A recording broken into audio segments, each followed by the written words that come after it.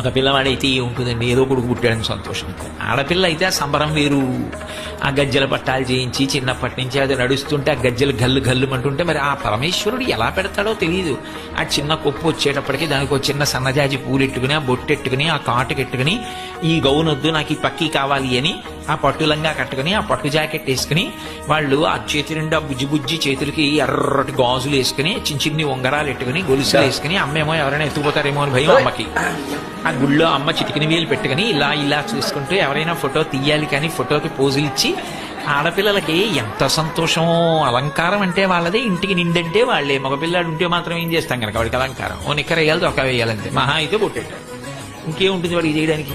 అంటే నేను తక్కువ చేశానని కాదు, కానీ అది అందం. అసలు ఇంటి సంతోషం అంతా వాళ్ళ మీద ఆధారపడి ఉందండి. నేనేమి ఇందులో పొగడాలని నేను ఈ మాట అంటలేదు. అసలు ఈ లోకంలో సంతోషమే స్త్రీతో ఉంది. మగ పిల్లవాడైతే ఉంటుందండి, ఏదో కొడుకు పుట్టాడని సంతోషం.